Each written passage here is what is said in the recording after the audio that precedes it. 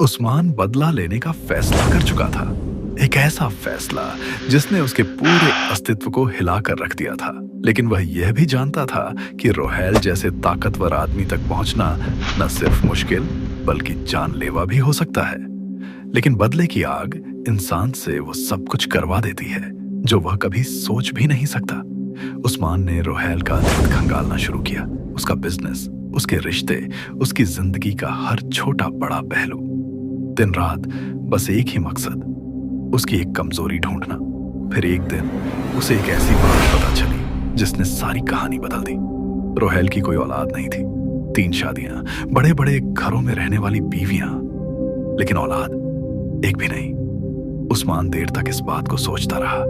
इतनी बड़ी साम्राज्य, इतनी दौलत, इतनी ताकत, लेकिन वारिस कोई नहीं। जरूर यह बात रोहेल के दिल में कहीं ना कहीं एक कमी, एक डर बनकर बैठी होगी। शायद यही उसकी कमजोरी थी, शायद यही वह रास्ता था जिससे उस्मान उसके पास पहुंच सकता था।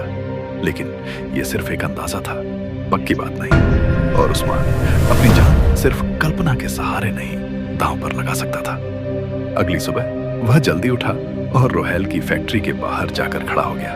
वह देखना चाहता था कि रोहेल कैसे चलता है, कैसे काम करता है और कैसे रहता है। और वह रोज देखता रहा। कुछ कदम दूर एक खामोश तमाशबीन की तरह। फैक्ट्री का हर हिस्सा कैमरों से भरा था। हर गेट पर 2-2 गार्ड, छत पर हथियारों से लैस सुरक्षाकर्मी, हर गाड़ी की चेकिंग, हर कर्मचारी की तलाशी।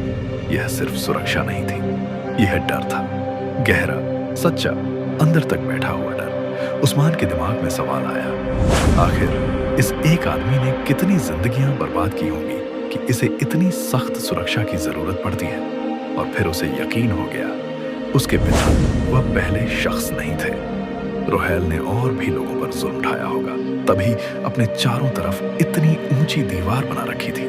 दिन बीतते गए, उस्मान रोज आता, खड़ा रहता और रोहेल की दिनचर्या को ध्यान से देखता।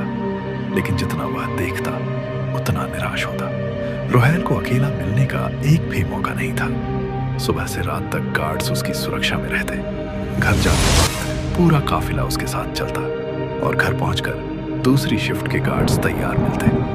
एक पल, एक सेकंड, एक भी ऐसा मौका नहीं था जब रोहेल सच में अकेला हो। उस्मान का दिल टूटने लगा, लेकिन फिर वो खुद को याद दिलाता, मैं रुक नहीं सकता, बदला मेरे खून में चल रहा है। फिर एक दिन, वही दिन जिसने सब बदल दिया। उस्मान रोज की तरह फैक्ट्री के बाहर खड़ा था। तभी रोहेल के एक गार्ड की नजर उस पर पड़ गई। वो आगे बढ़ा और घूरते हुए बोला, ओए लड़के, तू रोज यहाँ क्या करता रहता है? कोई मसला है?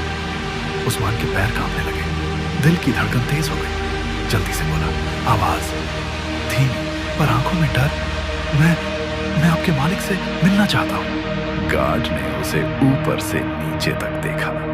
उसकी आंखों में शक, गुस्सा और जिज्ञासा तीनों थे। और उस्मान का दिल और जोर से धड़कने लगा।